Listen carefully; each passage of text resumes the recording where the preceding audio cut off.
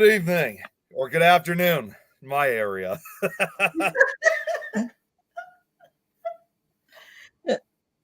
All right. Hi, everyone.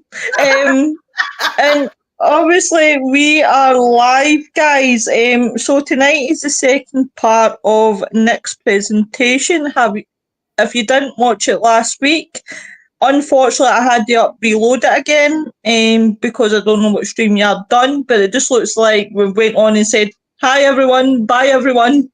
We've only seen the bye the shows instead of the highs. Now there's 3 people in the chat. If somebody could let us know that they can hear us okay and everything's all good, that would be great. That's much help. So what I'll do is I'm going to pass you over to young Nick because we are running massively behind. So I'll let Nick get straight into it.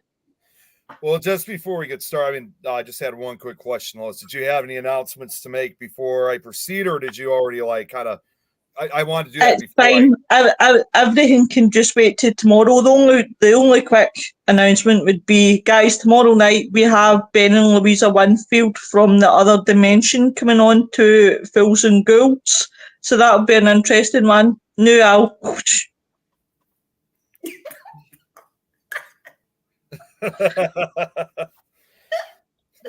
all right then.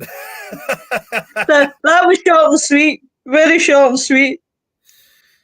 All right. Well, first off, yeah. Sorry, I was running late today. I was at my social worker today, so I ended up going a little bit later than expected. But obviously, I still have enough time to finish up the slideshow for today. So obviously, yes, we're going to continue on with part 2. This time, we're going to be looking at the aftermath in response to this terrible hurricane that happened back in 1900. And I just want to warn, obviously, this can get pretty upsetting because now we're getting to the real tragedies of what happened in the aftermath of this hurricane. And it's kind of ironic we're doing it now, considering that we just had Hurricane Francine that just hit the Gulf Coast, which was it wasn't as major of an impact as we thought it was going to be. It actually got down to a Category 1 and then eventually to a tropical storm. So, obviously, definitely our thoughts are going to those who are being affected throughout Louisiana and Mississippi with the remains of this hurricane. I was even told at one point the remains might even be reaching up to our area as just rainstorms. So we might eventually be getting it soon. Wow.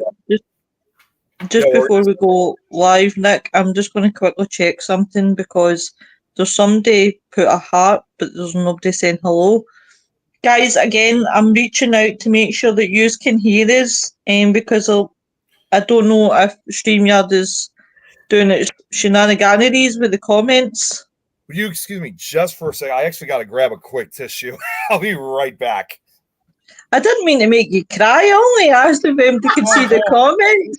No, my nose is running, so give me a second. You better catch it. Behind the files. Hi, Mary. Thank you very much, my darling. Thank you. Hi, Mary. Guys, please check out Things Netherlands with Mary and Shane. They're cracking people. Also, guys, please check out Royal Wolf Whisperers. Obviously, I'm franchising the UK for them. So I will post the link in the description. Nick, was that your legs I seen again? I'm not seeing that same spot. That was my arms you saw this time. It's actually you make me blush. It's actually quite hot today, to be honest with you. I was going to say you do look a wee bit flushed. Yeah, because I just got home not too long ago. It's about 80 degrees today. Temperatures are just going different. They're dropping up and down. So it's like, because we're getting close to the fall season, it's basically hot in the day and cold at night. Like, it'll be 80 degrees right now, and then the temperatures will drop down to 50. Wow. Oh, wow. Yeah, so we're kind of in that transitional period between summer and fall. Yeah, well, it's been freezing here. Yeah, that's going to be us soon. That's going to happen soon. It was bloody warm in Scotland. I bet Jacqueline missed that.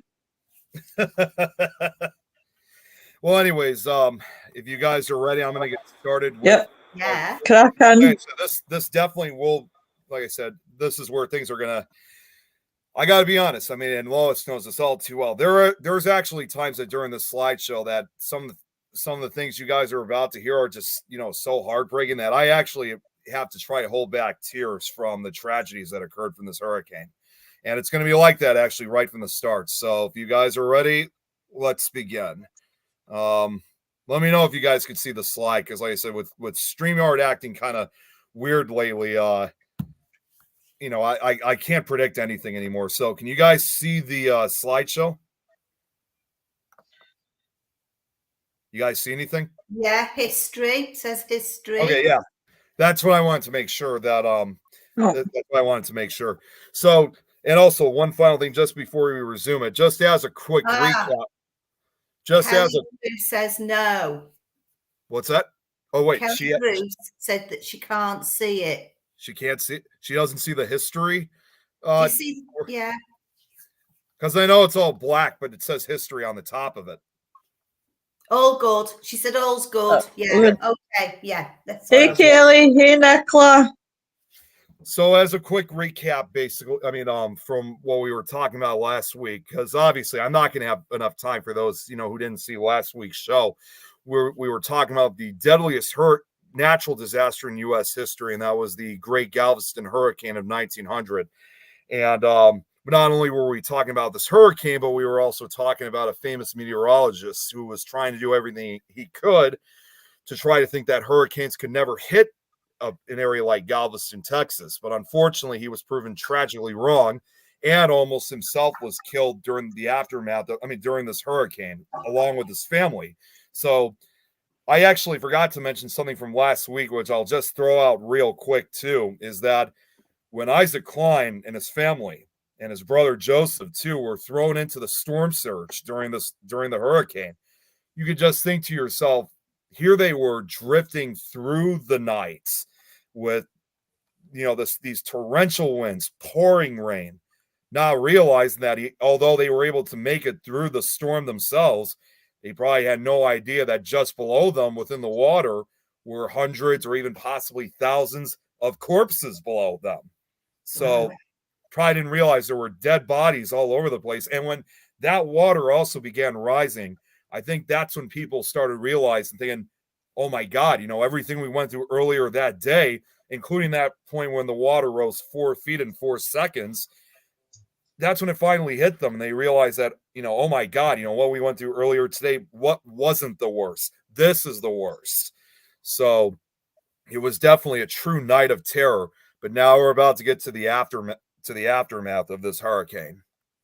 I know it's small, but I could read it once again. So here we go. Sunday, September 9th. A beautiful sunrise reveals an otherworldly scene on Galveston Island. And that's the weirdest thing, was the day after the hurricane, that Sunday morning, the sun rises up, clear, beautiful blue sky.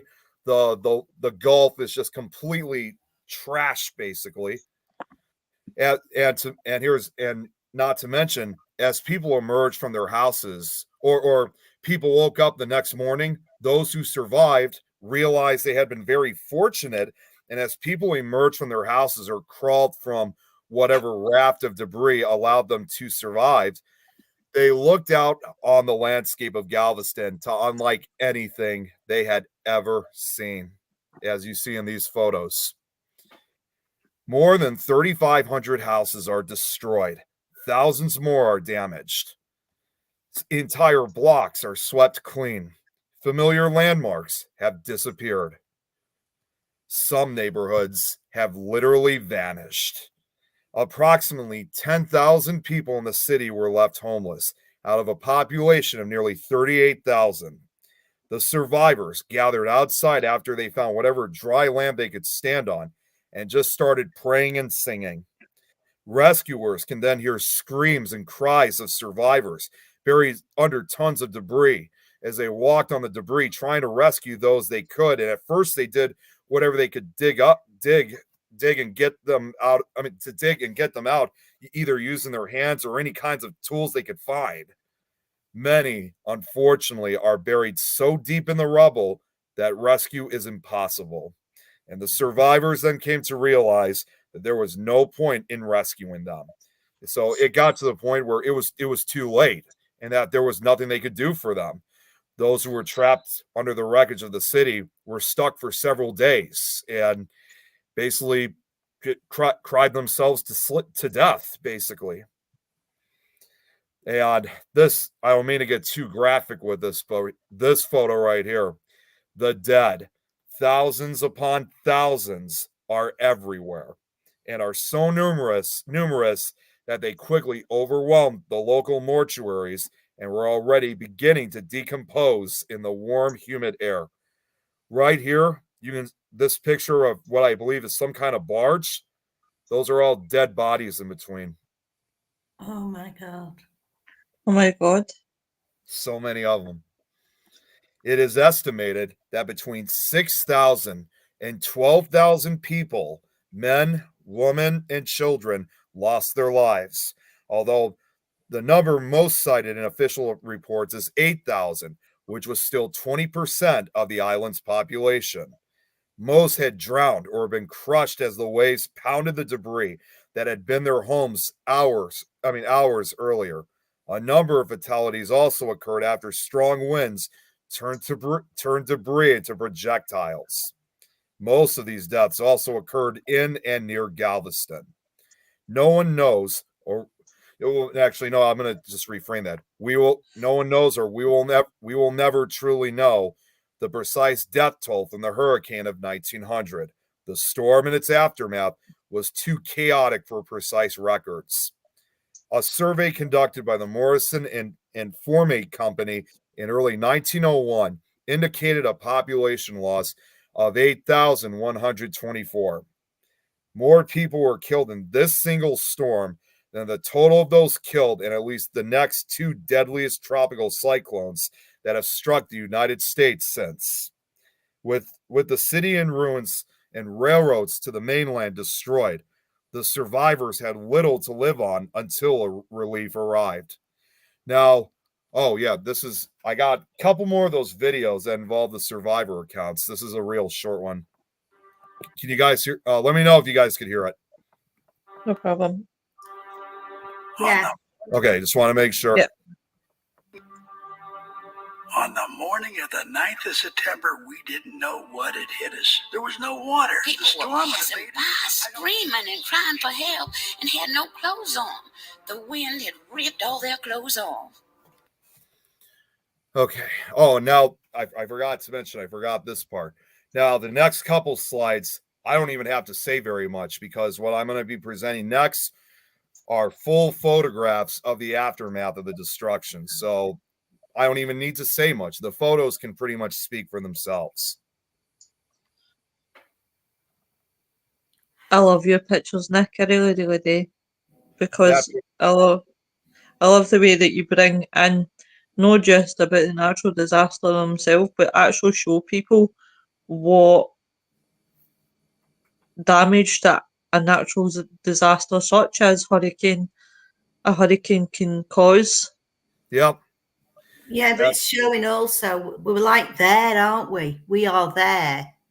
Yeah. Feeling what's going on, and it's just gutted, isn't it? I feel gutted for them.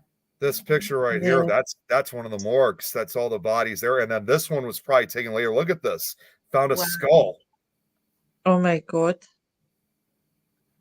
Just absolutely devastating. That looks like this must have been a courthouse or something in this photo here to the top left. I know this is a church right here. Got a neighborhood right here. So I got another collection of photographs. That looks like a church once again. Wow. Oh my God. We got a body right here under the debris. Oh, geez. Look how muddy the roads are now because of the storm surge. Must be terrifying during these certain times. Normally, I don't really post photos like when it comes to bodies and stuff like that because I don't want it to be too graphic. But this is quite a rare exception because I just think this is a good way to show the realities of what people went through this terrifying night. And we got another picture here of another body. Just looks like a war zone. It does. It's worse than a war zone. Yeah, it is. It is worse, isn't it? Even though this only affected Galveston, although it affected other states, as I said last week, there's no surprise at all that some of these people that, managed to survive when they saw this horrific destruction, that this must have been, obviously that classic example of being the end of the world. And I'm sure after the hurricane had left, I don't think anybody didn't have any reason to believe that this had not been the end of the world, certainly the end of their world.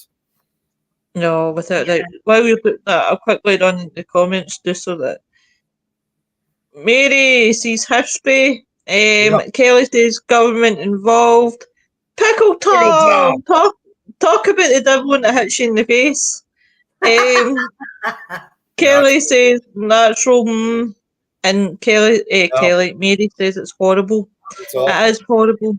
It is horrible. But if you think about it as well, with hurricanes, you've with tornadoes, it's wind base. With hurricanes, you've got water base.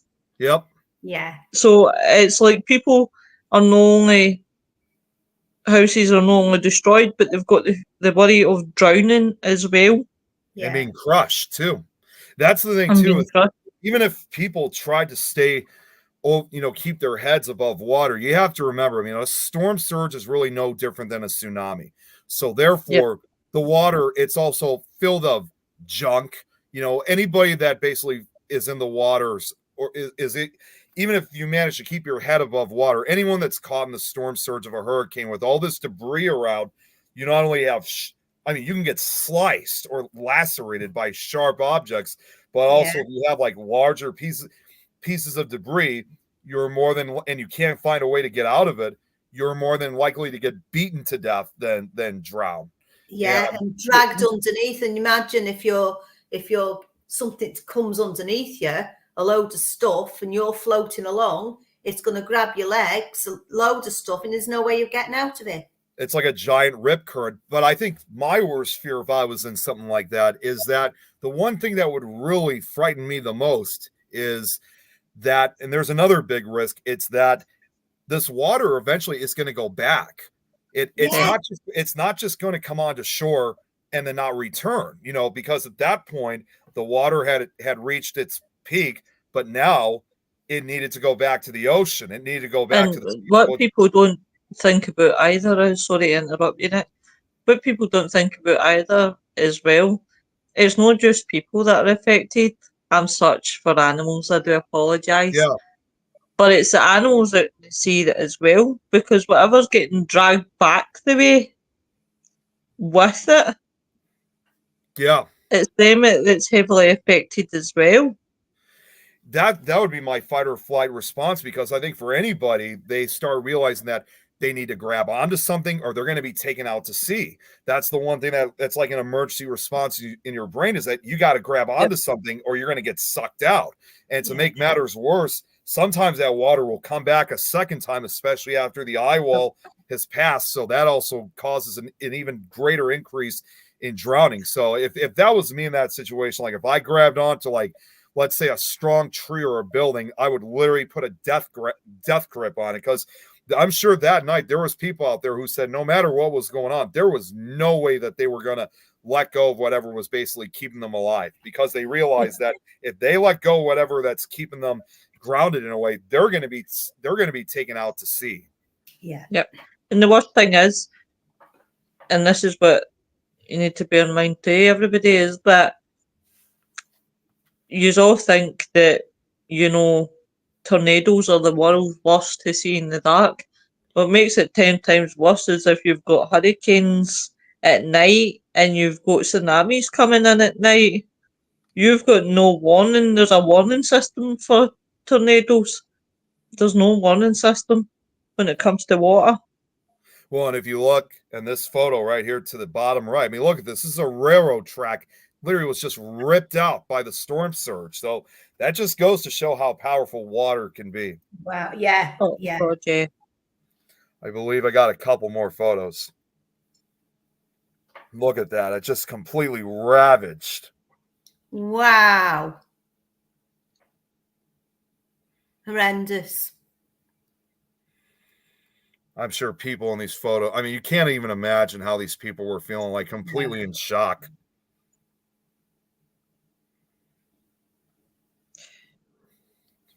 Do you know what I often wonder when you look at these pictures? If you'll ever find the same pictures what you would get for World War II shell shock. Yeah. Oh, I'm sure. I'm really sure on that. Jeez. You know, just think about all these pictures. These are photos, all these buildings and houses. These are comprised of people's livelihood, their homes, everything they owned is just and people, they all lost everything. Like there's literally almost like nothing standing. Except for maybe a few towers, as you could see, but mostly everything is just gone. It's just a nightmarish landscape. Okay, I think this might be the last one with photographs in it. Look at that one. That one just kind of pushed it over the edge. Wow.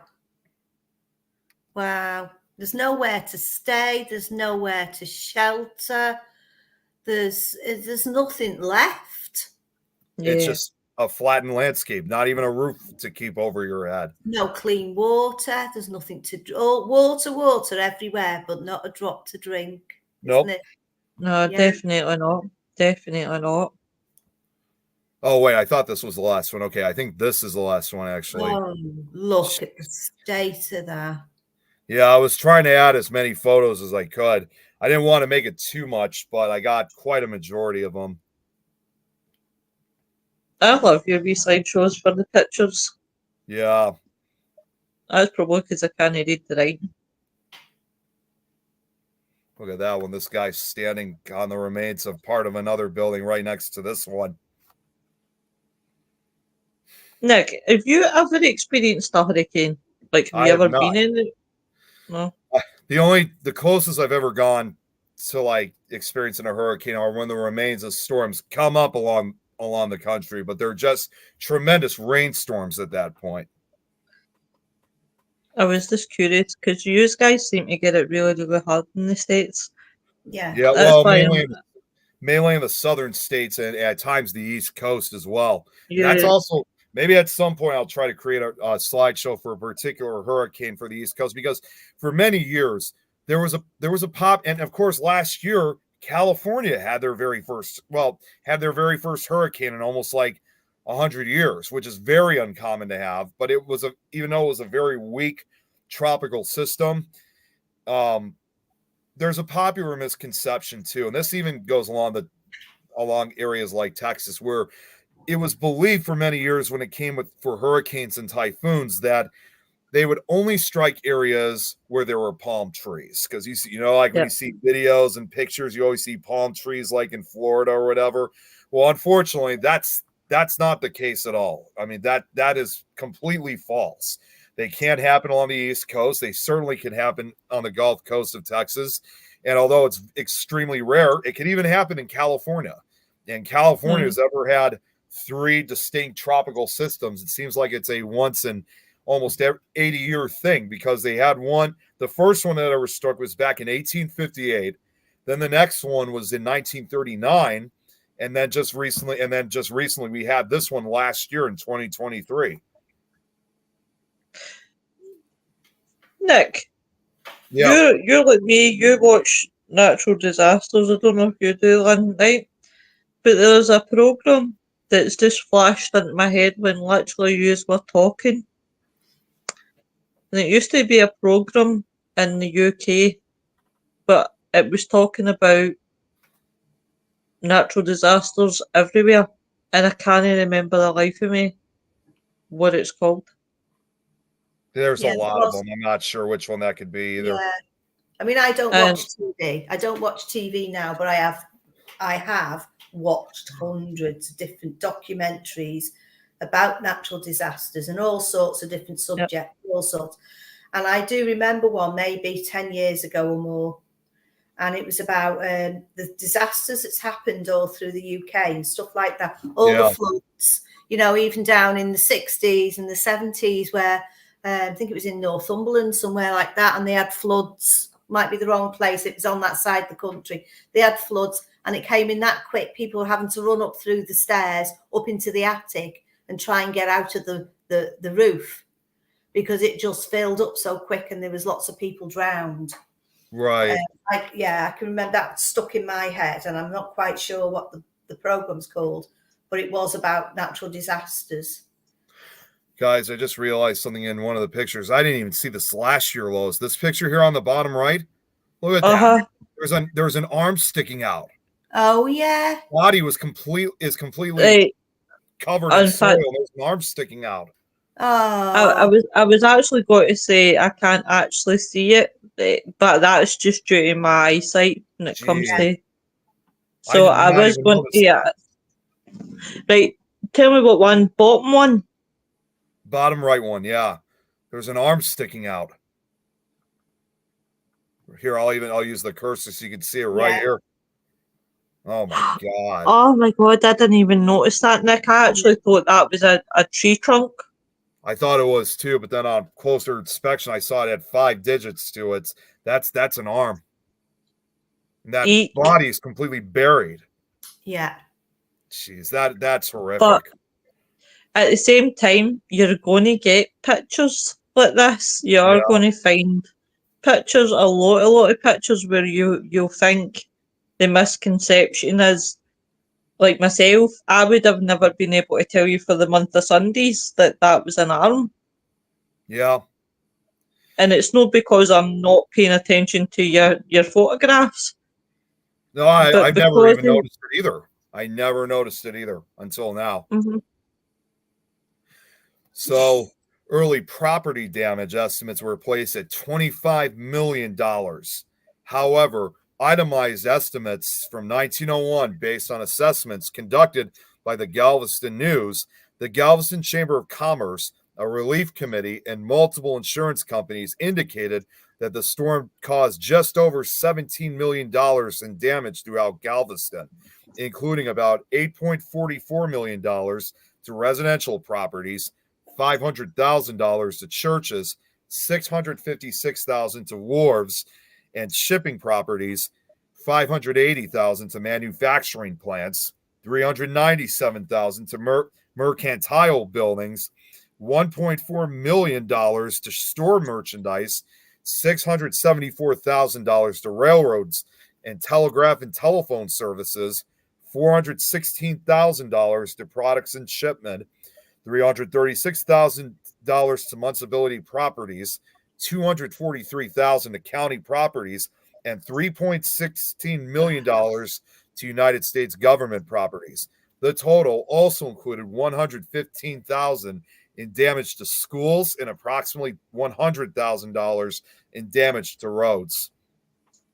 The area of destruction, an area in which nothing remained standing after the storm, consisted of approximately 1,900 acres of land and was arc-shaped with complete demolition of structures in the west, south, and eastern portions of the city, while the north central section of the city suffered the least amount of damage. That was probably that area where the breakwater, created that kind of that border, if you will, that protected the interior of Galveston. In the immediate aftermath of the storm, a 3-mile-long, 30-foot wall of debris was situated in the middle of the island. As severe as the damage to the city's buildings was, the death toll was even greater. Because of the destruction of the bridges to the mainland and the telegraph lines, no word of the city's destruction was able to reach the mainland at first. With telegraph lines down, it takes days for word to reach the rest of the country about the tragedy in Galveston. It's only then that help and assistance begins to arrive. And you were talking about images, Lois. Well, yep. I'm about to show something that you'll probably remember from last year. The devastation was then captured by a cutting-edge invention. Apparently, a gentleman who was working for an inventor, Thomas Edison, had just invented a new invention called the movie camera. And this, what I'm about to show, is perhaps the most important image in this horrific tragedy. And it's a video. Here it is.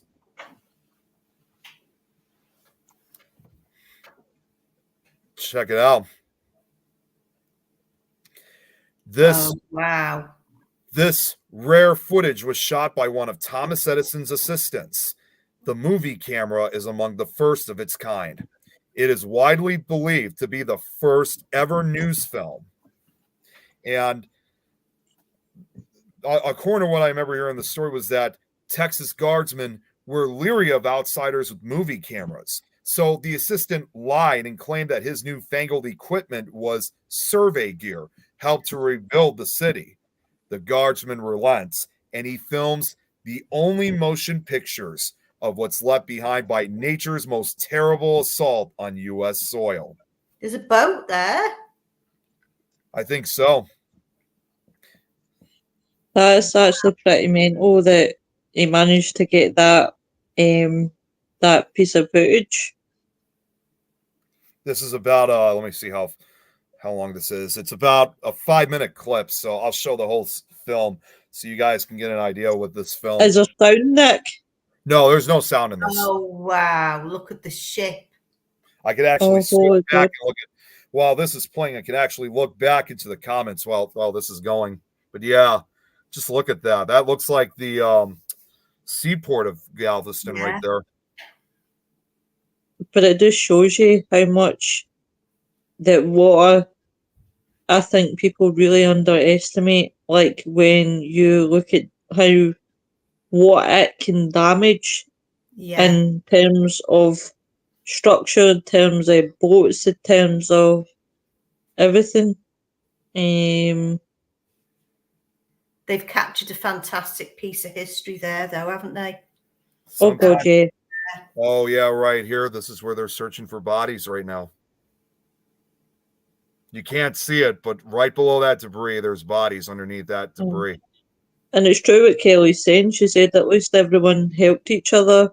These days, that's what we have to do because of the government doesn't seem to care. Just look at today's way of living. Just my thoughts. Yeah. It's so true when you look at like this that's happening just now in the footage. A lot of people are actually pitching in and helping each other. Yeah. To some extent, people still do actually today. If you look at it, that's what mind boggles me is humanity in today's day and age. Sorry, I can't get my words out tonight, folks. I do apologise. That when it comes to peace and everything else, there's the orphan. They don't.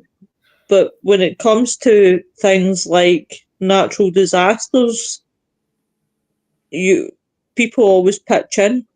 There's the remains of the orphanage. Oh my God. Oh, bless. I would take the tally count in that one. You know, so this is also one of those things too, like, you know, with this footage that was filmed. Sometimes there's, even though this guy had lied about saying that this was supposed to help the city, sometimes there are just moments that you just got to lie your way to get basically very important pieces of history like this. Yeah. Mm-hmm.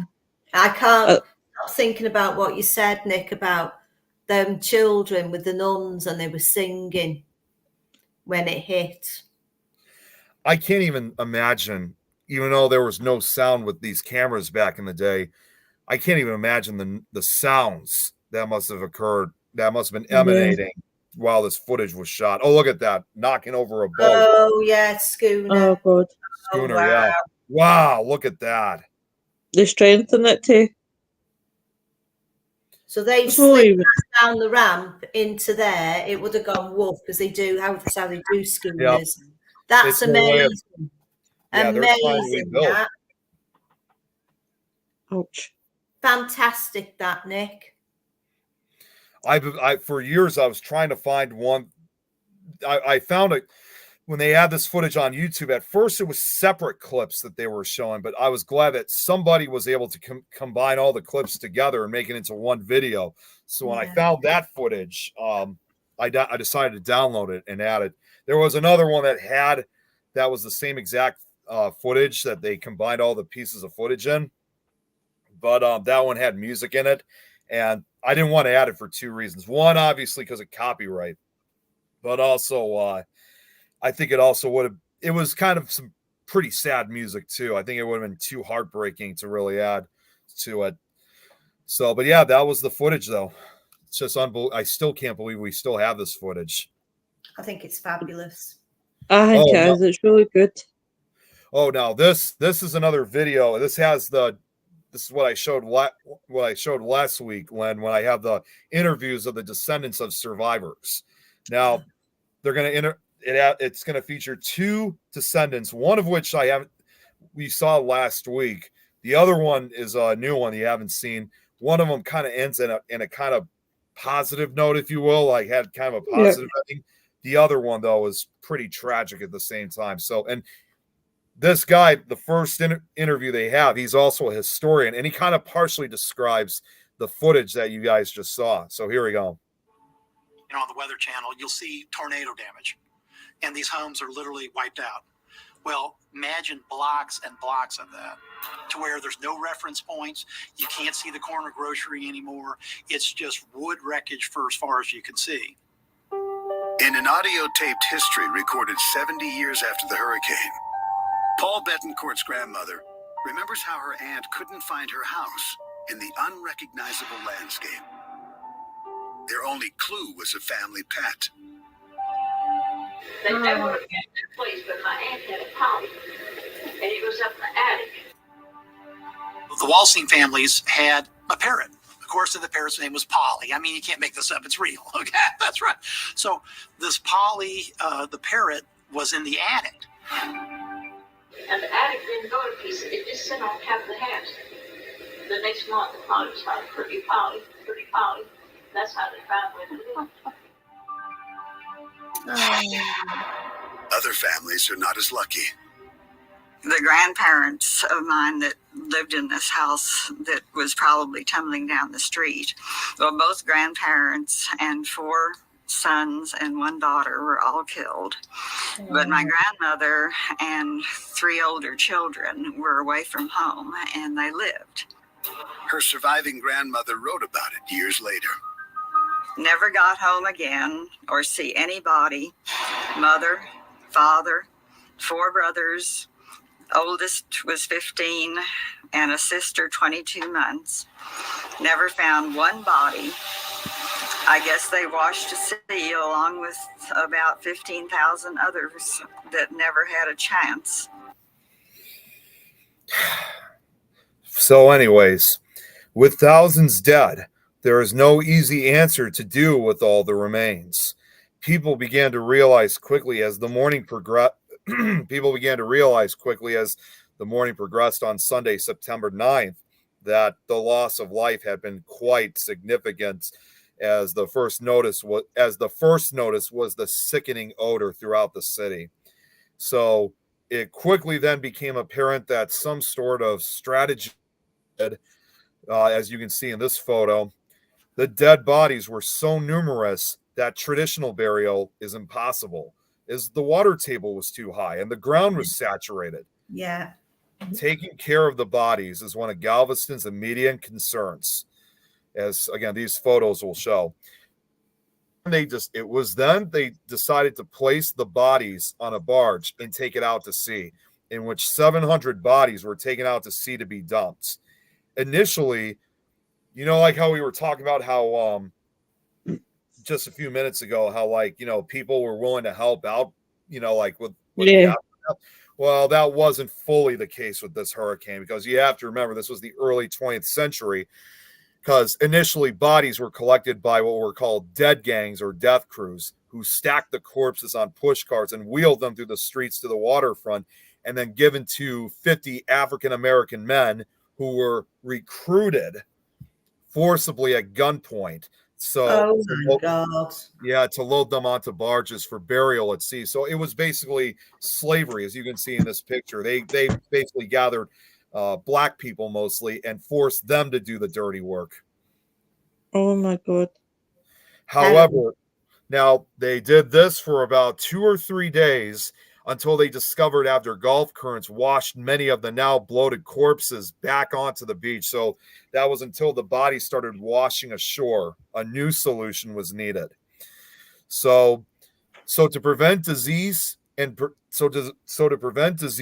prevent pestilence, they simply decided to collect and burn the bodies to where they lay and where they found them. So if you had 10 or 15 corpses, you burn them all together. I mean, funeral piers made of scrap lumber and stacked corpses were set up on the beaches or whatever dead bodies were found and burned day and night for several weeks after the storm.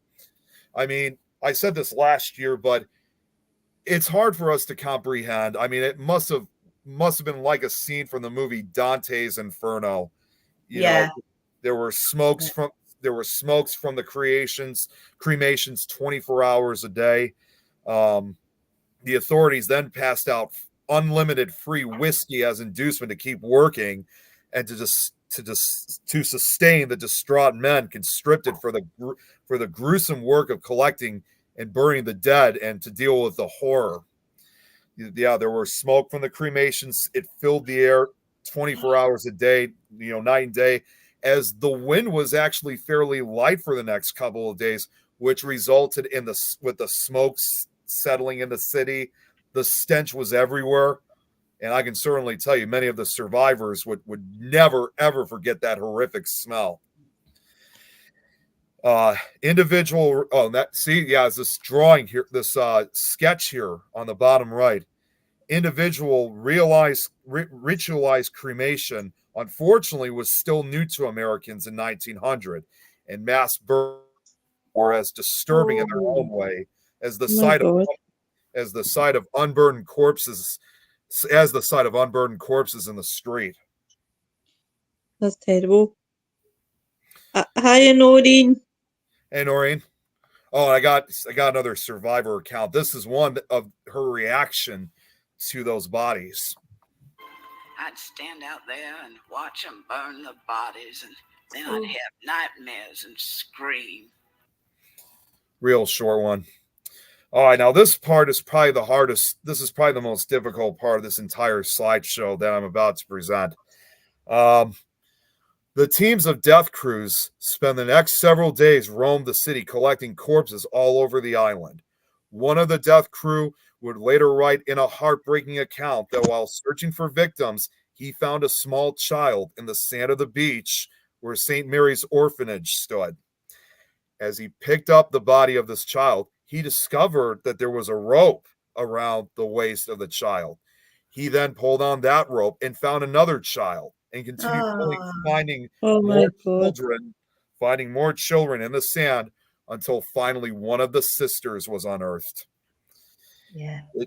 And I'm terribly sorry to say, but tragically, all 10 of the sisters and 90 orphans died in the hurricane. Oh my God, bless them. Yeah, this part really gets me a lot.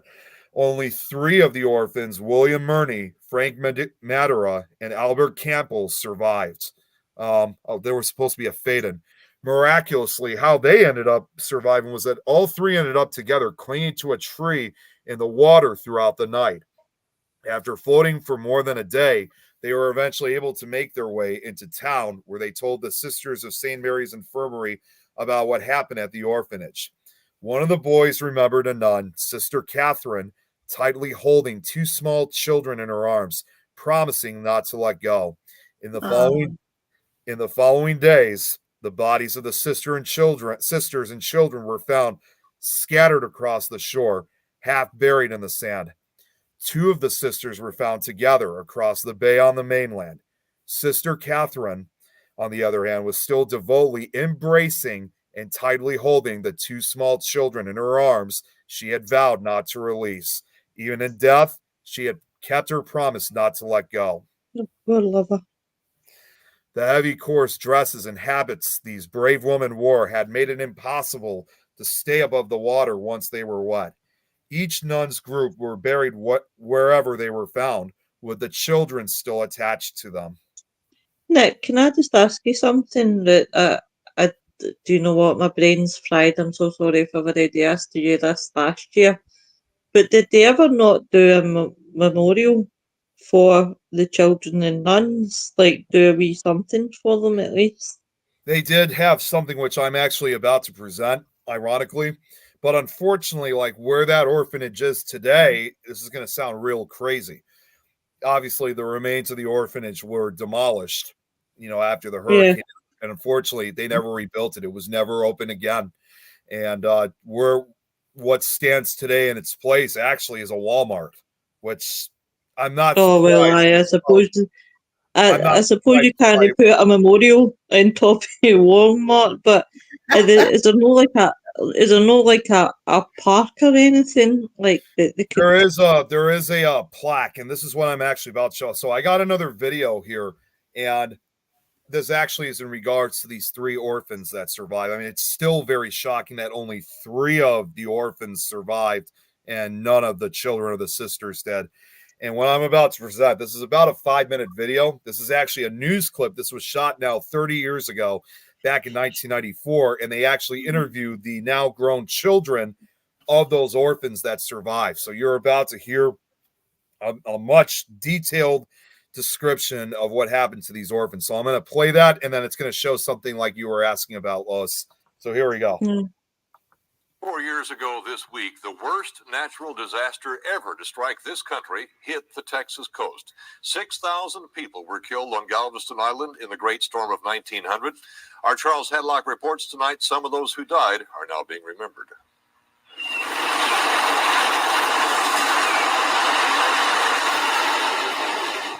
Galveston has never turned its back. Oh, whoops. I'm sorry, guys. Hang on. It has put up a wall. Shoot. Hang on. For most of this Sorry about century, that. The wall has protected the city from powerful hurricanes, but it cannot protect it from the painful memory of what happened here during the Great Storm of 1900.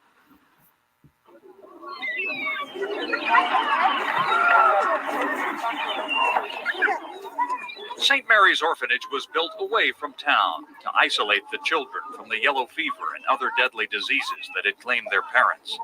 10 Catholic nuns ran the orphanage. In the summer of 1900, 93 children lived there.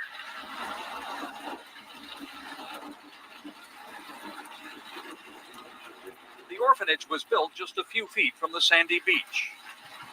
On September 8, 1900, the sisters looked out from the orphanage and knew something was wrong. They could see it coming in, and that they knew the wind was getting higher and higher. Julia Wilson's father, Frank Madera, was one of the boys in the orphanage. He and the other children were told to prepare for a storm. Earlier that day, Sister Elizabeth Ryan had gone to town to gather provisions. She stopped by St. Mary's Infirmary to visit the sick. The sisters here at the hospital tried to encourage Sister Elizabeth Ryan to stay. And they said, just wait till after the storm passes.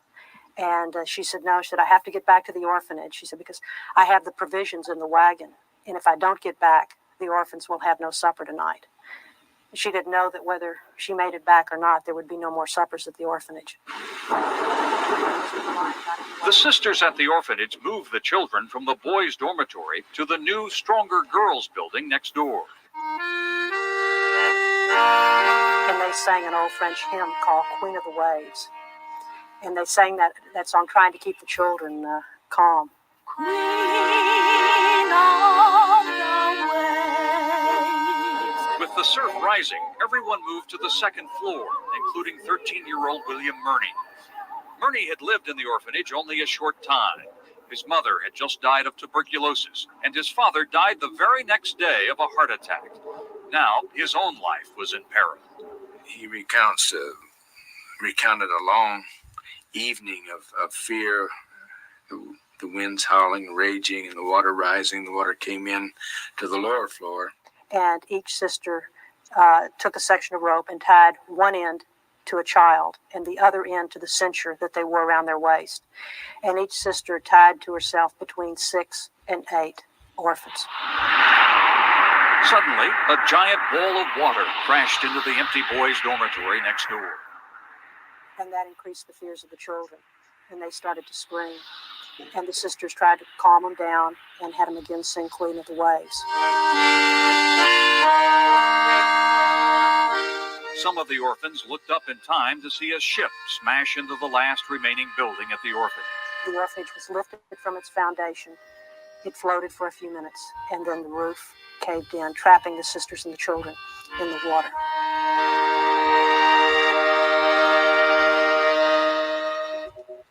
The whole building seemed to collapse at once. William Murney grabbed his younger brother.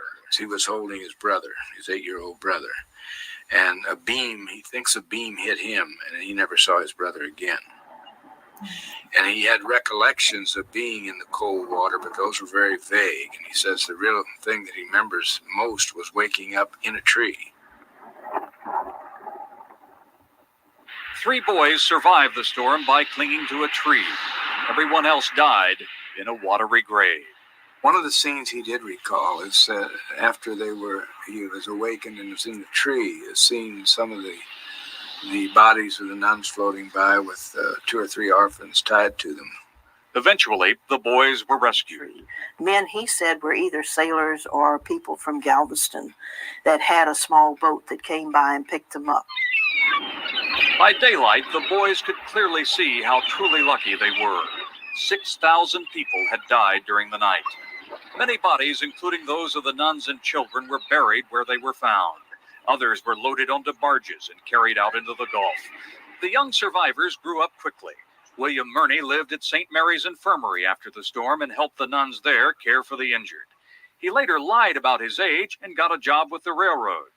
Murney stayed in touch through letters to the other 2 boys with whom he spent that terrifying night together clinging to a tree. But over time, they drifted apart. Now, 94 years later, the state of Texas is honoring the nuns and children lost in the orphanage. The descendants of the 3 survivors will attend the dedication of a marker placed near the site of the orphanage.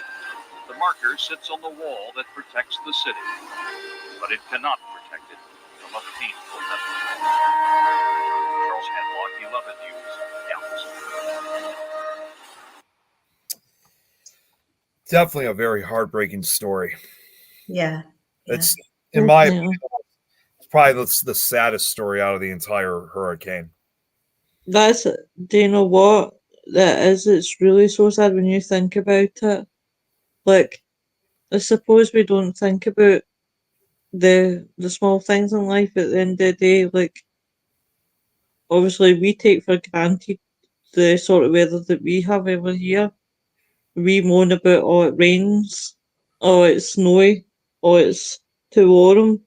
But when you look at places like this, it makes you realise how goddamn lucky you are. Yeah. Absolutely. Anyways, let's continue onwards then. That same morning, one of the few ships at the Galveston Wharf to survive the storm, the Farabee, I guess, if I'm saying that correctly, set sail and arrived in Texas City on the western city of Galveston Bay with a group of messengers from the city. When they reached the telegraph office in Houston early on September 10th, a short message was sent to Texas Governor Joseph D. Sayers and U.S. President William McKinley. I have been deputized by the Mayor and Citizens Committee of Galveston to inform you that the city of Galveston is in ruins. The messengers reported an estimated 500 dead. This was initially considered to be an exaggeration. The citizens of Houston knew a powerful storm had blown through and had prepared to provide assistance. Workers set out by rail and ship for the island almost immediately. Rescuers arrived to find the city completely destroyed. Galveston city officials established the Central Relief Committee for Galveston Storm Sufferers, or the CRC, chaired by Mayor Walter C. Jones. The CRC was composed of subcommittees for specific aspects of relief efforts, including burial of the deceased, correspondence, distribution of food and water, finances, hospitalization, and rehabilitation for the injured, and public safety. Only a few buildings survived and eventually served as landmarks, in a sense heightened the awesome destruction cause it would show in a way what was no longer there, and told one how great the loss was. Within a week, Clara Barton, the pioneer, founder, and president of the American Red Cross, and famous for her responses to crises in the later half of the 19th century, responded to the disaster and visited Galveston with a team of 8 Red Cross workers. She helps focus national attention on Galveston. This would be the last disaster that Barton responded to, as she was 78 years old at the time and would retire in 1904. Wow. After Barton and the team observed the catastrophe, the Red Cross set up a temporary headquarters at a 4-story warehouse in the commercial district. Her presence in Galveston and appeals for contributions resulted in a substantial amount of donations. Overall, 258 barrels, 1,552 pillowcases, and 13 casks of bedding, clothing, crockery, disinfectants, groceries, hardware, medical supplies, and shoes were received at the warehouse, while $17,341 in cash was donated to the Red Cross. Contributions, both monetary gifts and supplies, were estimated to reach about $120,000. The funds provide survivors with clothes, food, and shelter, but nothing could ease the agony of Galveston residents, many of whom continue to desperately search for their loved ones. This is the last clip I believe I have with the survivor accounts, and its response to Clara Barton.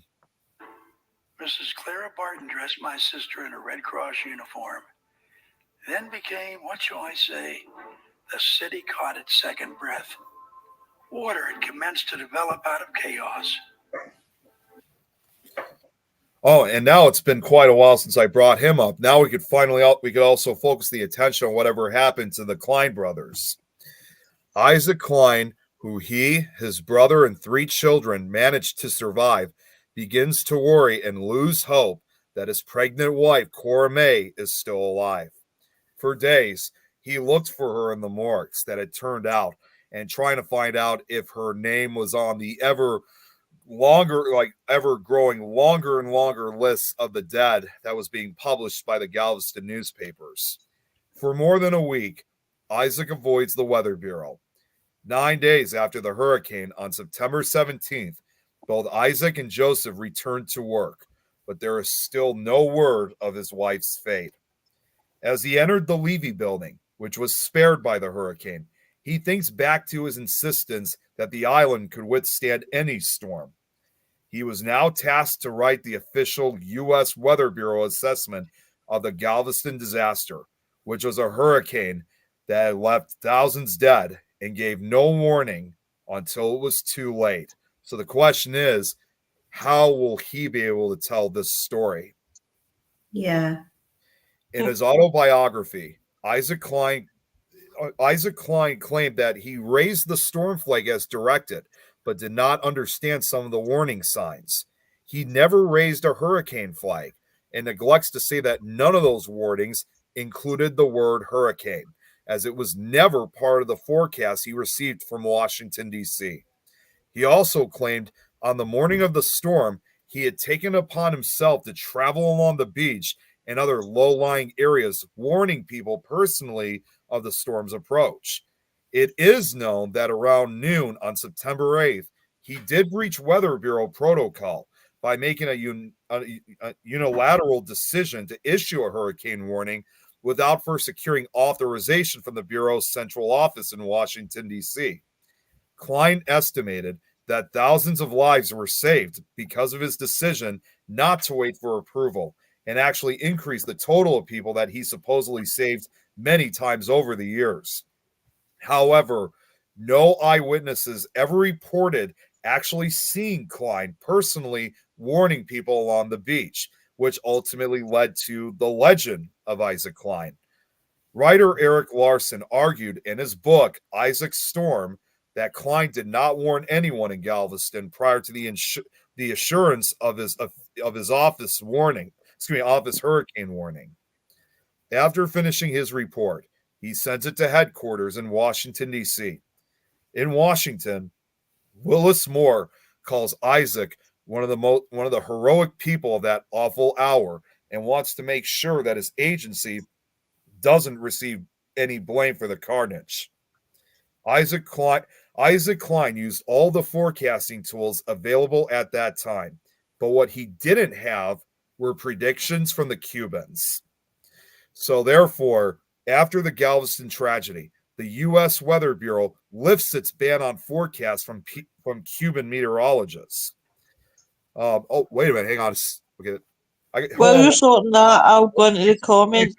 Hey, Kelly. Hey, Charles. Hello, Nick and all. I just saw you on Octopus Red Waving. That must be an emoji.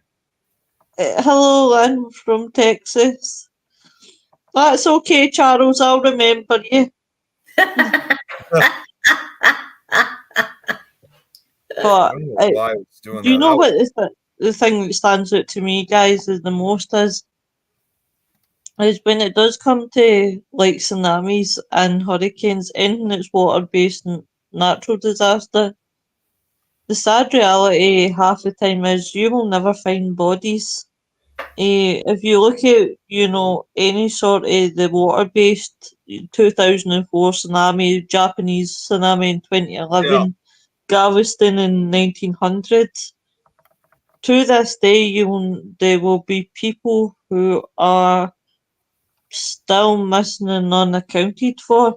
And the sad reality is that this life is, it doesn't matter whether it's 1900s, 2011, 2004, you're never ever going to find them.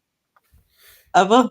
That's the thing, too. I mean, like, when you think of a city like Galveston, that when there's a lot of restoration that goes on throughout that city, there are literally times that the workers that try to keep the city going, they didn't always mind, picking up bones and human remains, which obviously tells you that deep underneath the active streets of that city are the watery remains of the old Galveston and the remains of somebody's great-great-grandfather or mother.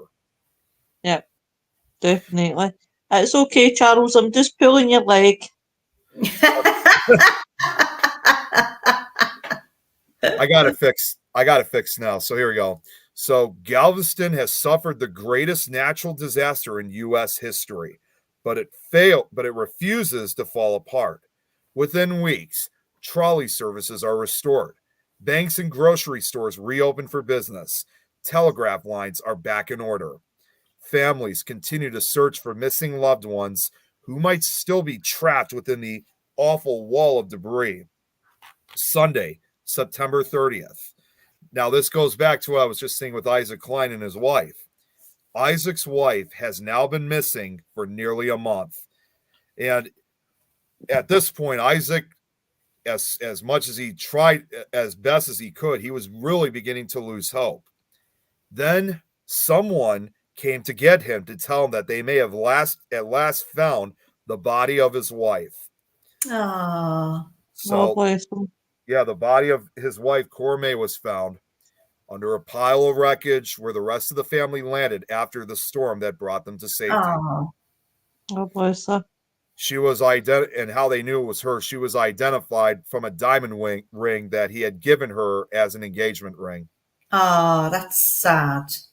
And if you guys remember that they had all those neighbors that took cover, most of the neighbors who took cover in his house were never heard from again. Oh. Now, this is going to be small again, but I can read this. So we're going to kind of wrap up with what's happening with with Isaac Klein. We're actually getting close to that just before we get to the rebuild process. But within a year after the storm, both Isaac and Joseph are assigned and transferred to Weather Bureau positions outside of Texas, much to the dismay of their surviving neighbors. In 1901, the center was moved to New Orleans, Louisiana, and Isaac moved with it to be section director for Texas, Oklahoma Territory, Arkansas, Louisiana, Mississippi, Alabama, and Florida. His brother Joseph is transferred to the Weather Bureau in Puerto Rico. Since the hurricane, he never forgave Isaac for failing to heed his warning the night of the storm. So Oh. it was obvious that, after everything that Isaac thought he knew was correct, and Joseph obviously seemed to kind of know a little bit better than his brother did, it seemed like at last it pretty much fell apart between the two brothers. Yeah.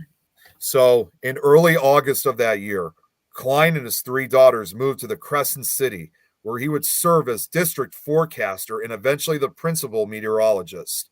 1 year later, on August 5th, 1902, he married Margaret C. Hayes, and he and his daughters moved into her home on Prytania Street.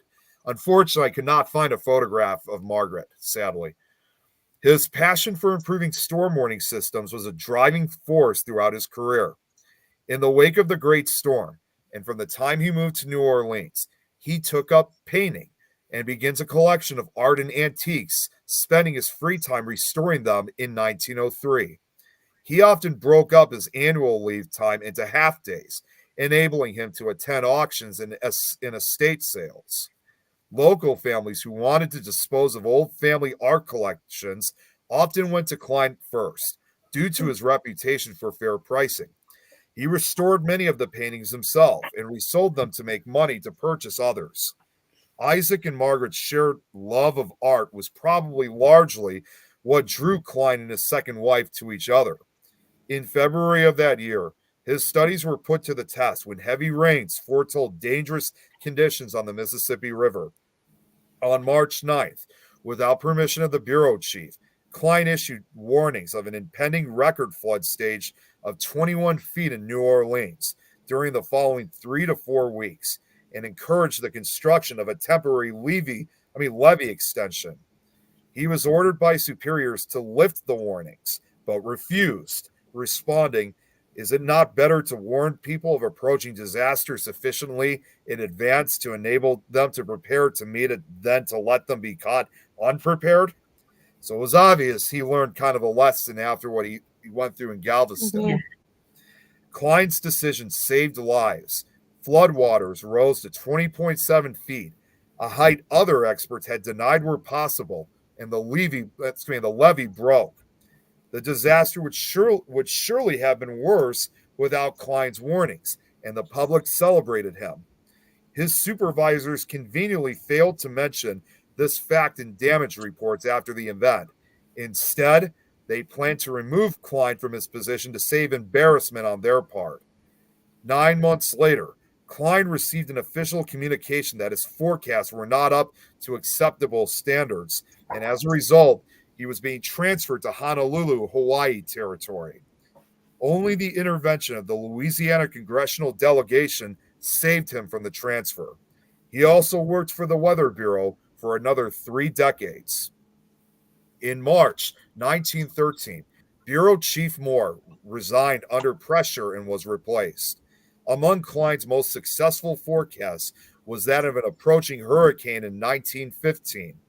This particular storm possessed the highest wind velocities yet measured on the Gulf Coast, 140 miles per hour.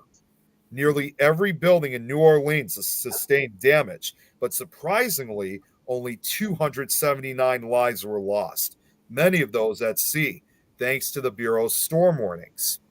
After the storm, the New Orleans Times Picayune, I don't know if I'm saying that right, commented, "The intensity of the storm proved the worthiness of Dr. I.M. Klein.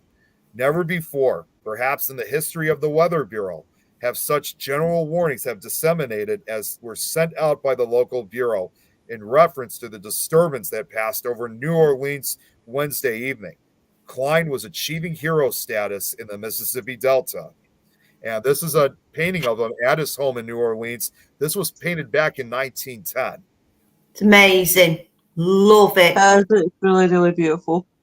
There he developed a stellar reputation over the years, successfully forecasting significant levels of flooding in 1912, 1915, and 1927. In 1926, he wrote the textbook Tropical Cyclones, a collection of his research. That same year, however, and sadly, his second wife, Margaret, passes away, to which he never remarries. Oh, God, love. Right, while you're doing that, I'll quickly bring up the comments. So, Charles saying, ouch, and laughing. And Charles says, I don't think anyone was able to get the job done. Well, at least Klein was doing his best, though. I mean, but yeah, those other meteorologists obviously were being unprofessional.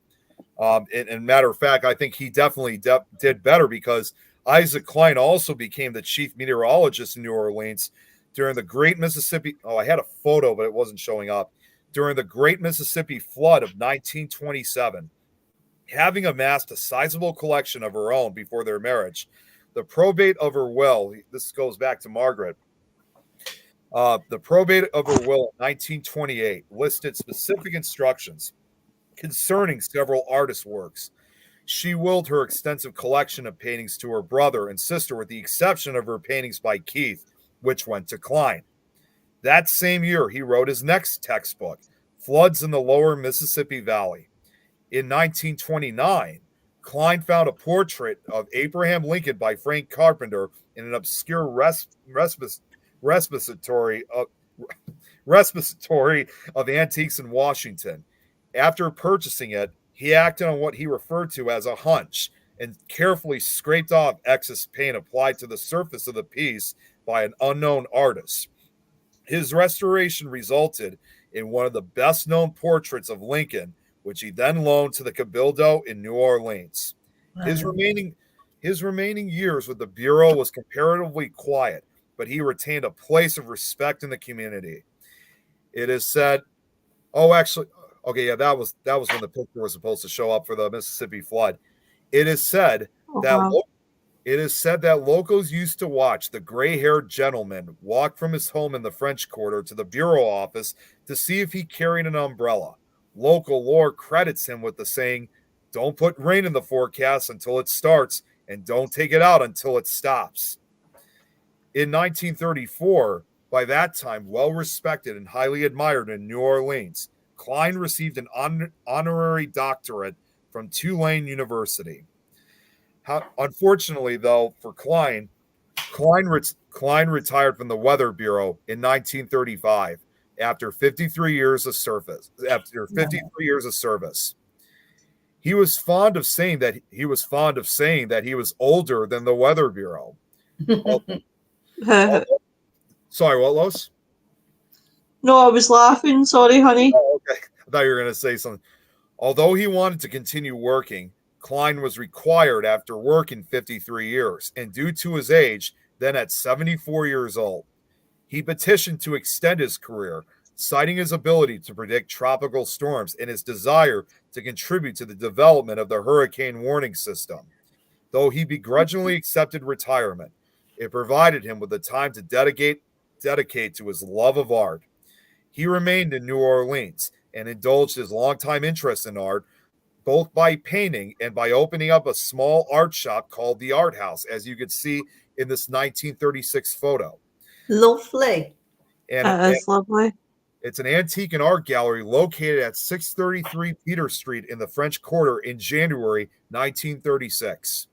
However, by then, the carnage of World War I and the chaos of the Great Depression had shattered the optimism that greeted the 20th century. Still, he clung to his faith in science as an agent of hope as he published multiple books about art. And this is another photo of him. This is him at art event in 1946. Oh, bless him. Specializing in early American. Sorry, Nick. You go ahead. I'm just going, yeah. And I actually got that wrong. This photo right here, actually, this was taken in 1940. I thought it was 36. It was 1940. It was photographed. Specializing in early American portraits and Chinese bronzes, the pursuit made him a wealthy man. In addition to collecting artwork, he continued his work restoring paintings and antique glassware in the studio as well. Klein was the first to admit that his hobby was as much inspired by the connections it provided him to the upper levels of society as the sheer love of the work itself. He became a fixture of the French Quarter, known for his warm smile and welcoming handshake. Oh, that's a good photo. It It is. is a good photo. Even though he retired, the scientist did not leave his dedication to weather entirely in the past. In addition to continuing his meteorological work, he published a scientific monograph entitled "A Century of Progress in the Study of Cyclones" in 1942. It was considered one of the most important works of its kind at the time.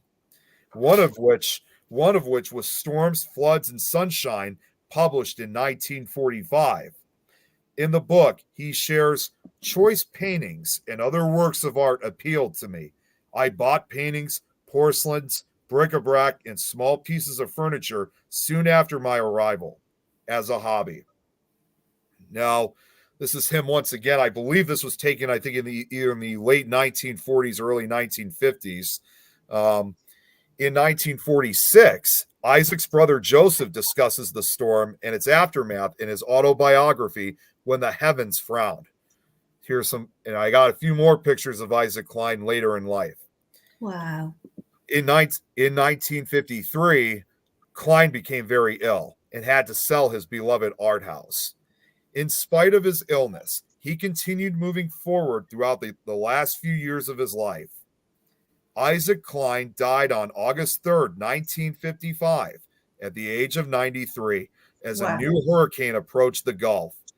As you can see in this newspaper article, his brother Joseph died 8 days later on August 11th at the age of 84. Isaac is buried in Metairie Cemetery in New Orleans in a plot belonging to the family of one of his daughters. No headstone bears his name or hints to the incredible man who rests there. After his death, he was passed into Galveston lore until author Eric Larson re-examined that fateful day in 1900, which became the basis for his book, Isaac's Storm. Even after the great hurricane of 1900 nearly wiped out their town, Galvestonians remained loyal to their chief weather expert. So, as I would, and that's, like I said, just to think about the legend of Isaac Klein and what the best that he could try to do with the storm. I mean, the way how I see it too was when he left Galveston, he was not basically run on a railroad, tarred and feathered, nothing like that at all. In fact, in my opinion, despite that he was proven wrong, I don't think Isaac Klein should be blamed for what happened, simply because he was a product of his time.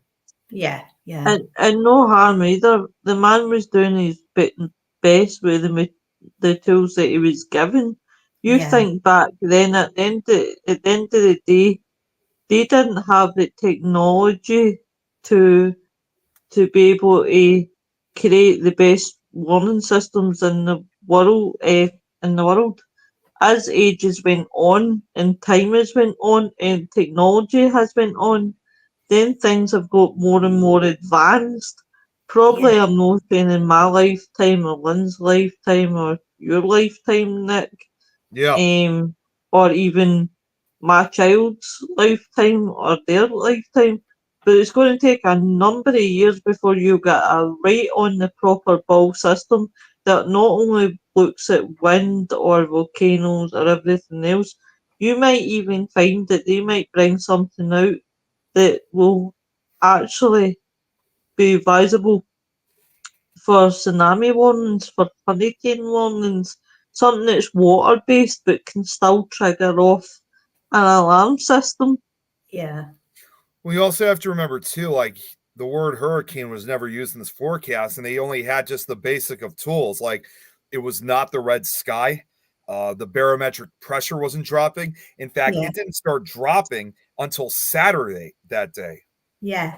Yeah. So, but yeah, in spite of what he's gone through, like I said, I think he was just a product of his time. But no doubt, the less, he was definitely a true Texas hero.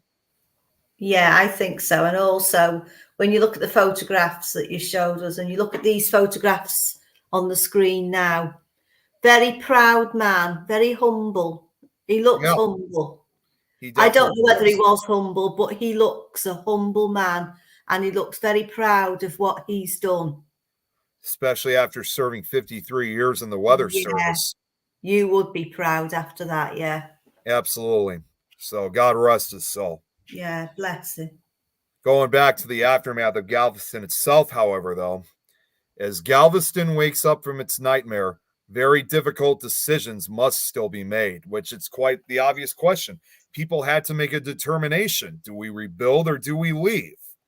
Or actually, no, just what I just said. Yeah. People of Galveston had to make a determination whether to leave Galveston or to stay and rebuild their city.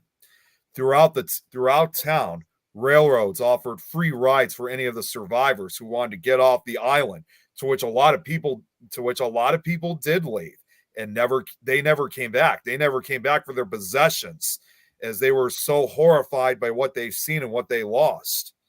As a result, 2,000 people left the city after the storm and never returned. Many, however, the vast majority of Galveston stayed and do what they can to rebuild their city. Those who stayed showed much effort, the effort they were willing to put in to build this from nothing to a new and improved community.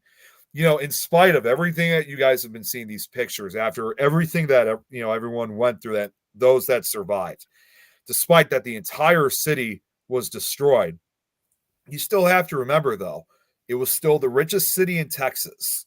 A lot of people had lived there for a very long amount of time. I mean, there was much of the city basically was still rather salvageable. So I think in some way it still earned the title of being the richest city in Texas, even after everything was torn apart. Yeah, yeah. It would take years. Oh, go ahead, Lois. Go ahead. But you think about it as well. People wouldn't have wanted to move from such places because this is probably where they've grew up all their days. And a lot of people would have been, no, I want to stay regardless of what the damage is. It was probably part of generations of families that lived there. Oh, God, yeah. It would take years to recover from the hurricane of 1900, but survivors set up temporary shelters and surplus United States Army tents along the shore. They were so numerous that observers that began referring to Galveston as the White City on the beach, as you can see in these photographs of one of the tent cities. In the first 2 weeks following the storm, approximately 17,000 people resided in these tents, vacant storerooms, or public buildings. Others constructed so-called storm lumber homes using salvageable material from the debris to build shelters. The building committee, with a budget of $450,000, opened applications for money to rebuild and repair homes. Yeah, here's another photo of one of the tent houses that the survivors had to live in. The accepted applicants were given enough money to build a cottage with 3 12 by 12-foot rooms. Wow. By March 1901, 1,073 cottages were built and 11,009 homes had been repaired. Winifred Bonfils, a young journalist working for William Randolph Hearst, was the first reporter on the line at the Hurricane's ground zero in Galveston. She delivered. Oh, that picture was that. There she is. She delivered an exclusive set of reports, and Hearst sent relief supplies by train.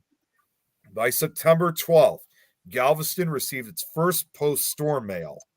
The next day, basic water service was restored, and Western Union began providing minimal telegraph service. Within 3 weeks of the storm, cotton was again being shipped out of the port. A number of cities, businesses, organizations, and individuals made monetary donations toward rebuilding Galveston. By September 15th, less than 1 week after the storm struck Galveston, contributions totaled about $1.5 million. More than $134,000 in donations poured in from New York City alone.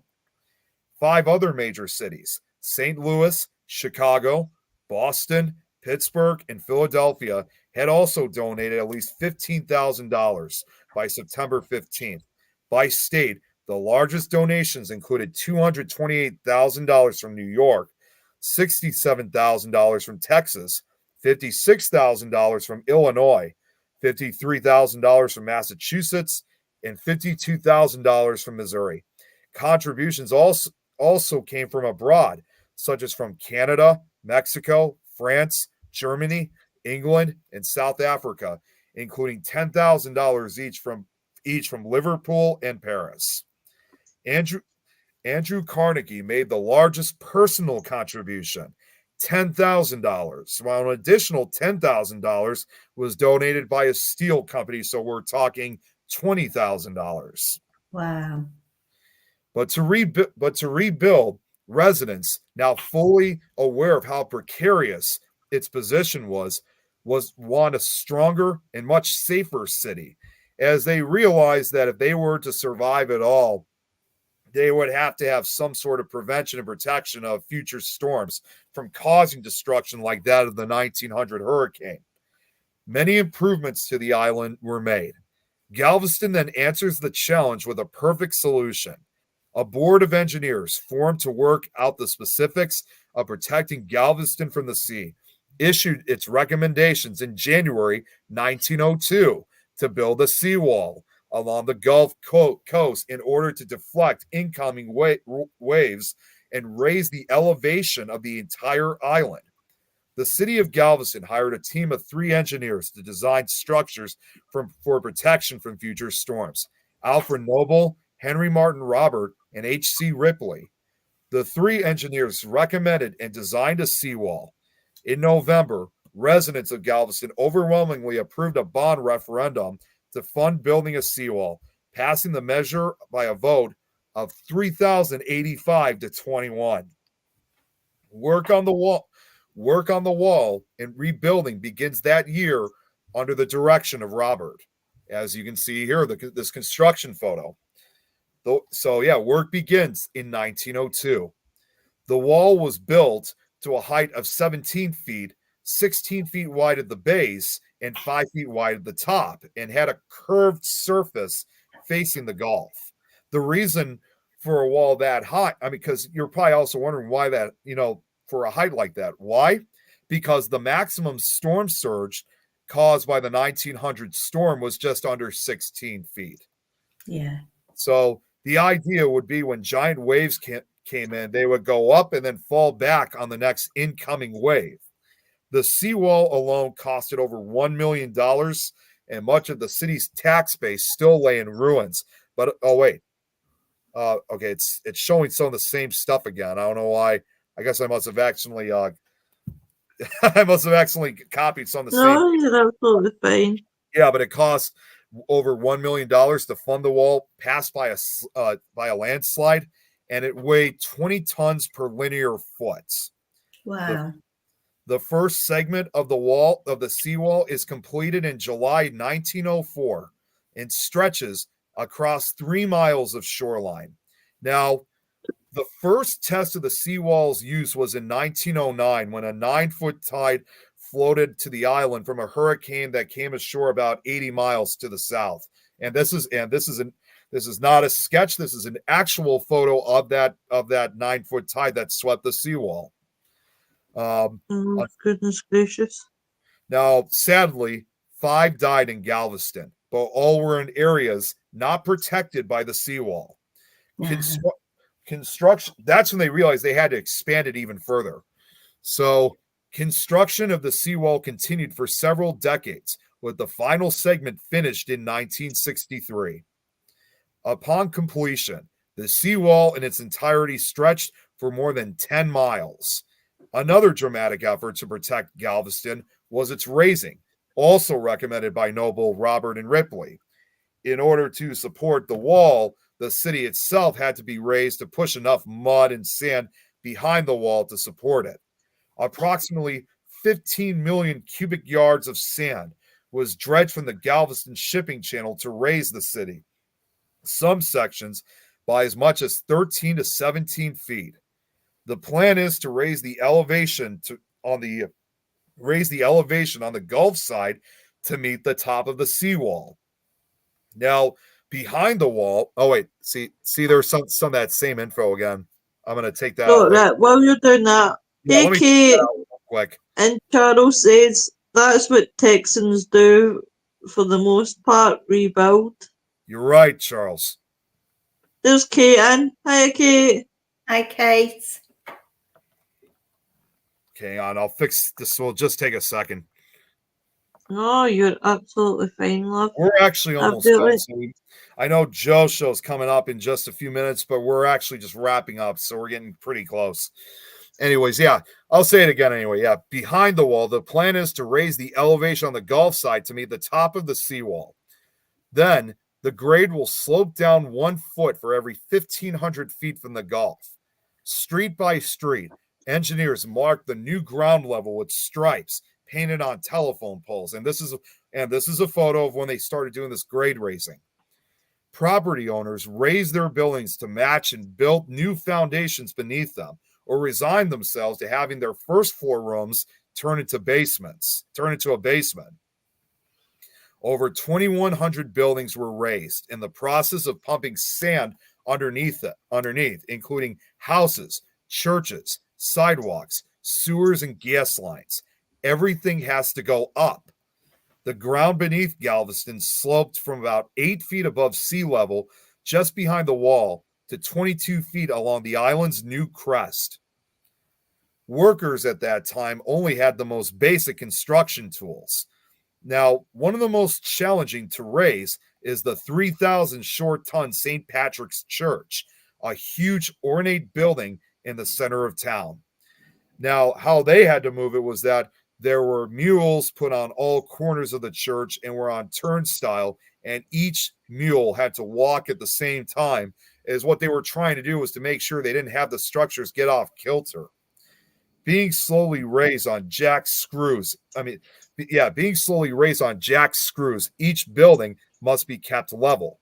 If not, it can break apart. According to historian David G. McComb, the grade of 500 blocks had been raised by 1911. The seawall was listed among the National Register of Historic Places on August 18, 1977, while the seawall and raising of the island were jointly named a National Historical Civil Engineering Landmark by the American Society of Civil Engineers on October 11, 2001, just almost 100 years after it was about to, just less than 100 years before construction started. Now, the next step is filling up space under the raised buildings. They built dikes around sections of the city, and then they built these dredges that would collect the bottom of the Gulf, bring it in and pump it in and fill up certain areas. 16 million cubic yards of sand and slurry are pumped in from the Gulf, from which, it took weeks, if not months, for it to dry. And not to mention, as the sand was pumped in, so were sea creatures. So there was also the smell of these dying marine animals from the sea. Oh my God. Now, this kind of ends on a rather good note in a way. Finally, after six long and muddy years, the grade raising is officially complete. As you can see in this photo, Galveston's completely recovered. You can't see photographs. You can't see the photographs, sorry, Nick. You can't see them? No, because remember you turn it off to fix it. Oh, wait a minute. Okay, I'm sorry, guys. I don't know what happened. Damn it. Now, can you guys see it? No. Oh, wait. I forgot to put present down. Okay, hang on. I would have said something sooner. All right. Here we go. Yay. Yeah. Wow. Yeah, this was when they started filling up the bottoms beneath the buildings, and this is when they started pumping sand in. And here's Galveston completely recovered with the grade raising officially complete. Wow.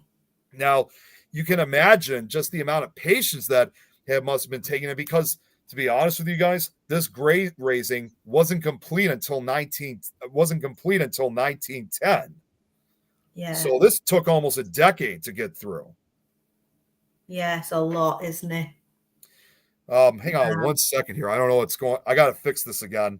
I don't know why only part of it's showing. No, you're absolutely fine, Nick. It's been a really interesting presentation as always, my love.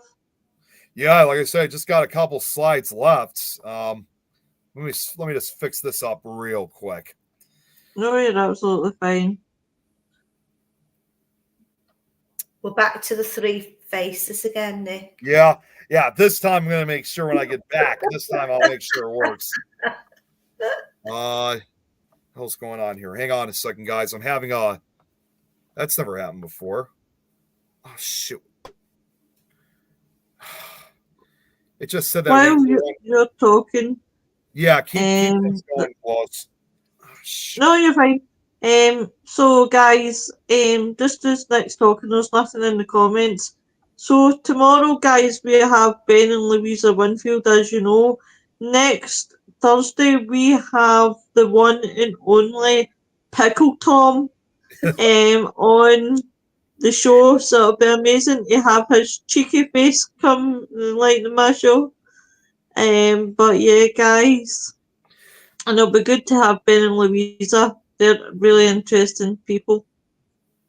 Okay, all right, I got it fixed. So we're good now. Right, Nick, you need to put your wee show up again, because... That's what I'm about to do. All right, sorry, I'm jumping the gun. Oh, no, sorry. You're fine. So, since we talked about the rebuilding of Galveston, the grade raising and the seawall are engineering marvels. But the one thing that simply can't be rebuilt is Galveston's ranking as the brightest star on the Texas coast. That honor was about to be claimed by Galveston's old rival, fueled by a discovery that would change not only Texas, but the whole country. Because a year after the hurricane, in 1901, an oil gusher called Spindle Top is discovered near Houston. The oil boom gives new urgency to Houston's dream of building a shipping channel.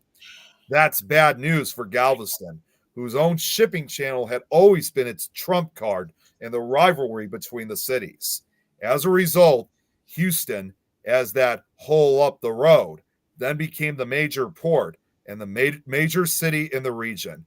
So that basically means that a lot of the portsmen just happened to just go by Galveston and just moved on. So in 1914, the Houston Ship Channel opened, which was much more protected and is much more land area for the servicing of shipping and processing. Houston soon outstripped Galveston as Texas's center of commerce, and the island faded into obscurity. The seawall itself, however, will once again be put through the ultimate test as history somewhat repeats itself.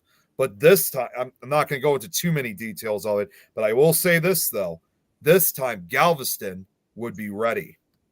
Because in 1915, when there was another hurricane that was similar and had almost equal strength, power, and track to the 1900 storm, struck Galveston, testing the integrity of the new seawall. And this is an actual photograph of this hurricane in progress. Unlike the 100 storm, there's actually photographs of this hurricane in progress, and that's the seawall right there. Wow. So I got a couple photos. Look at that. The waves just battering against the seawall. Yeah.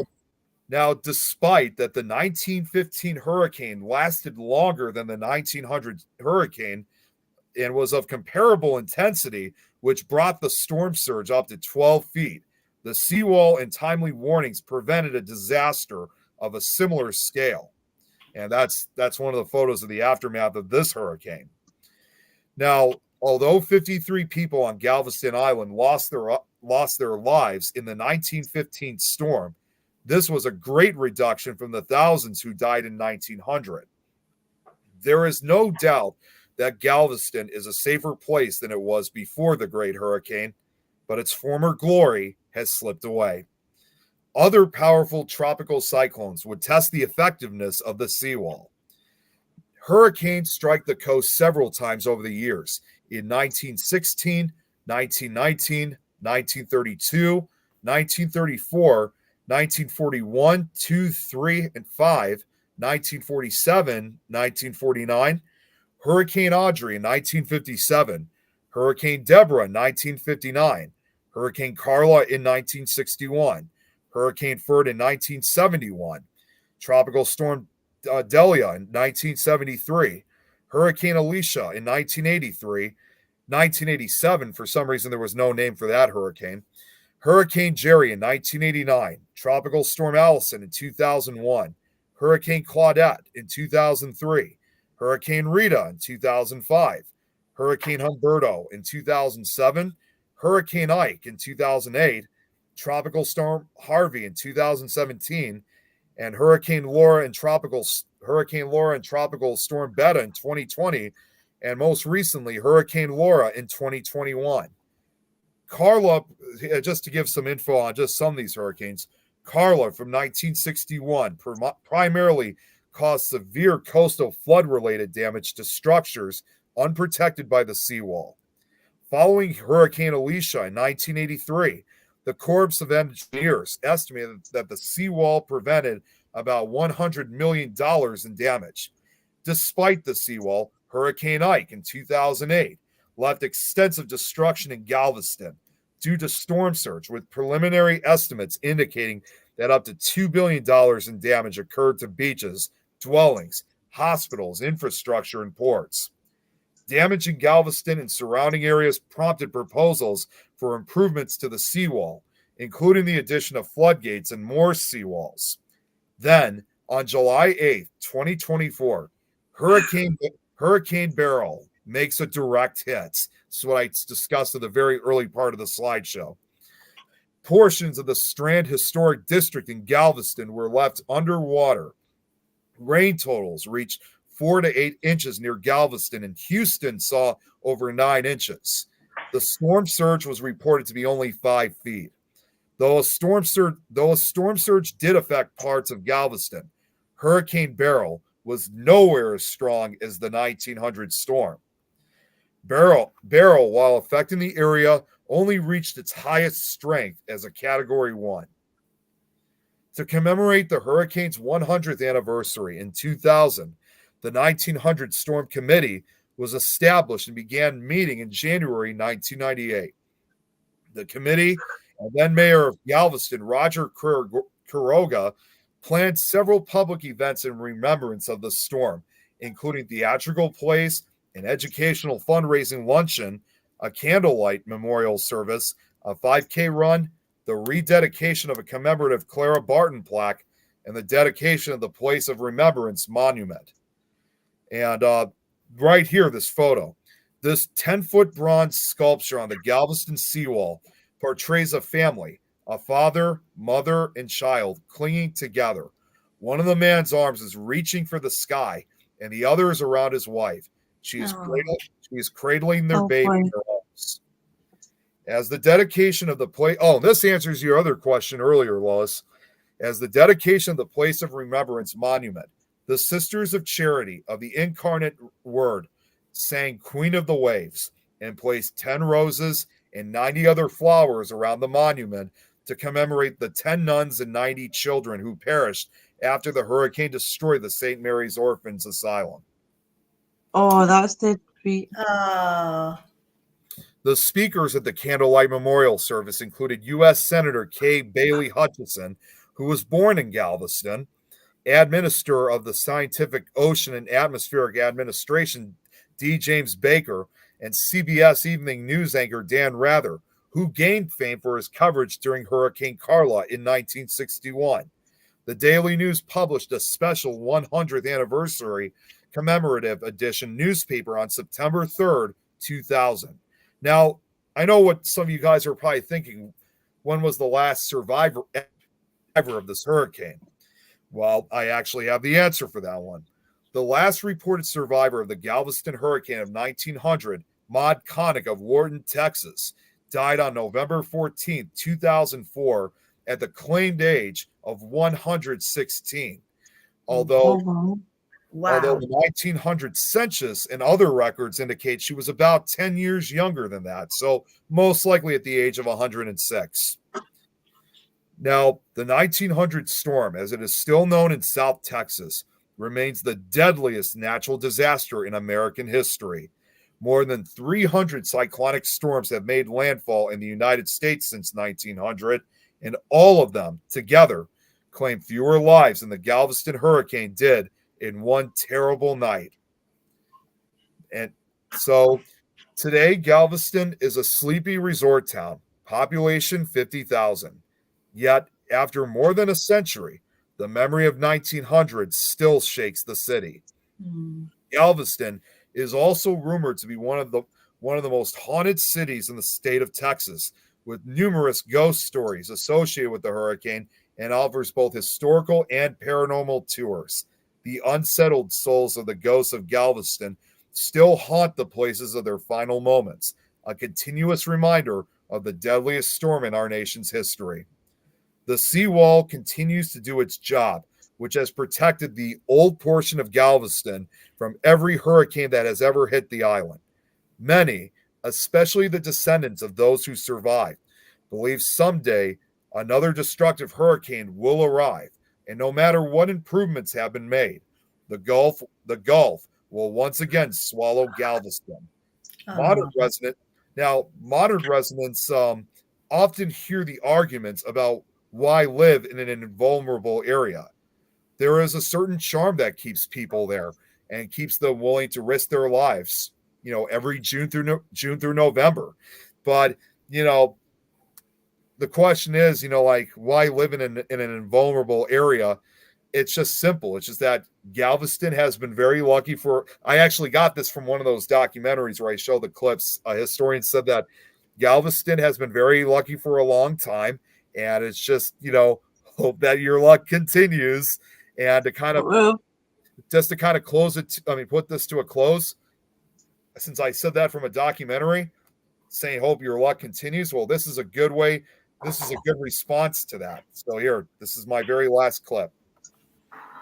Linda McDonald's grandfather was an expert on that subject. And my grandfather said, because when you know the story of the 1900 storm, when you wake up, if you're lucky enough to still be with your house around you, then you get down on your knees and you thank God, because it could all be changed. It could all be gone overnight, the way it was one weekend in September in 1900 in Galveston.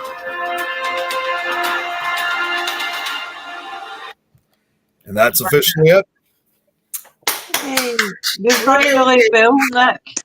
You've done really well. Guys, I just want to thank Nick, because this man goes to great lengths putting these slideshows together, and he does it in such an amazing way that I'm in awe of him. So thank you very much, Nick, for your great work as always. You certainly give it justice. It was definitely my pleasure, and I'll do it again for next year, because next year will be a even bigger year, because that will mark 125 years since that hurricane hit. So there's a lot of passion gone into that. That's very. And I could hear it in your voice. I could hear it when you was telling the stories. It was just you've made it personal. It is, and there's actually something else that I should probably mention quickly just before we end things. And this, I don't know if you can say if it's paranormal or if it's just coincidental, but I noticed something basically with the slideshow and this entire event. I always kept seeing the number 93, and I just realized a couple things when I finished the slideshow together. I had found out that when you especially hear that part when it comes to the orphans, there were 93 children, and not all 10 of the sisters and 90 of the orphans died, only leaving 3 left alive. You think about that, then you think of Isaac Klein. He died at the age of 93. Wow. Same number. And then if you think about it, even though it was 1994, still 93 years later, I showed that news clip of the survivors of that hurricane, the orphans that survived. When I finished I didn't even think about that. Well, and here's the most chilling part. I didn't even realize until I was done. When I finished up the slideshow, I didn't even look how many slides there were. It was 93 slides. No. Oh, isn't that brilliant? Yeah. That's just so spooky.